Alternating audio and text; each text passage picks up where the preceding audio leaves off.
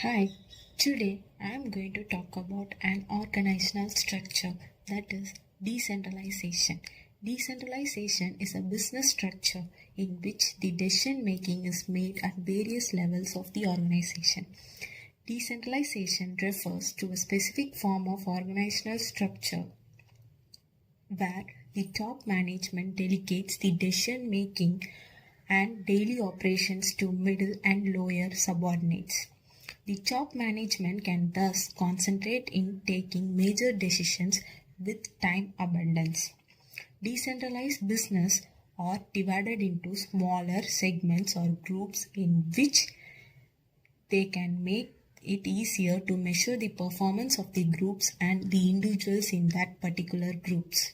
Lewis A. Allen defines decentralization as decentralization refers to the systematic effort to delegate to the lowest level all authority except that which can only be exercised at central points. Let's see the factors influencing decentralization.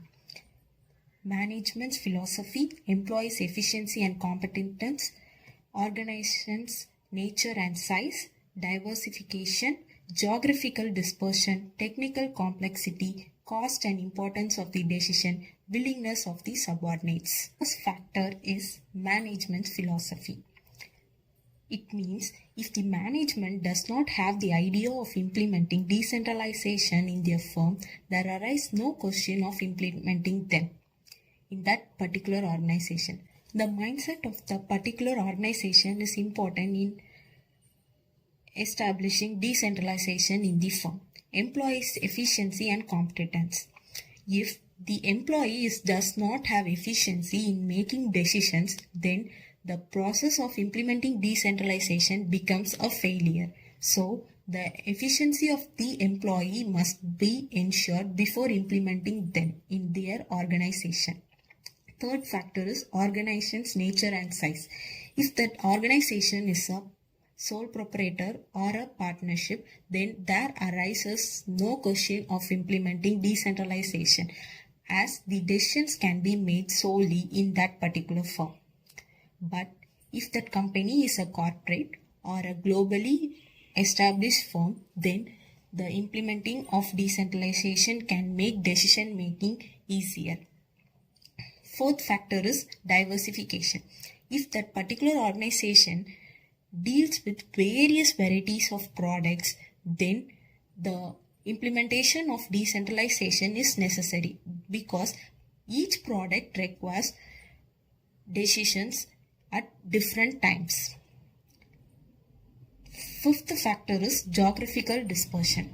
If the company is established in many locations, then each location needs a responsible person for making decisions. So, decentralization is needed. Sixth factor is technical complexity.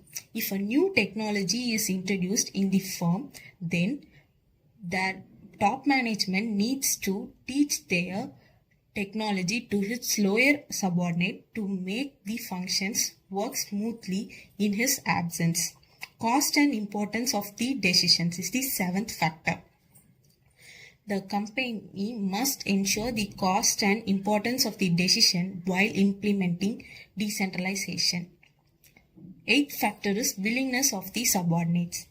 The willingness of the subordinates to make huge responsibilities is very much important in implementing decentralization because the decisions is made not only at the top level but also in various levels in this particular process. Objectives of decentralization. Development of managerial personnel is the first objective.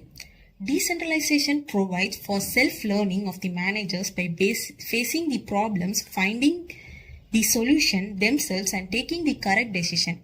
It adds on the skill and experience to the middle and lower authorities in the firm. It develops the efficiency of all the workers. Second objective is effective control and supervision. The managers exercise better control over the operations of the subordinates by taking disciplinary actions. They can make decisions related to production schedules, promotes and leaves taken by the subordinates. The third objective is flexibility. Decentralization leads to a flexibility in business operation. It provides authorities to the manager to handle unexpected situations independently. It allows the managers their respective departments in the way they want to. Next objective is motives and boosts morale.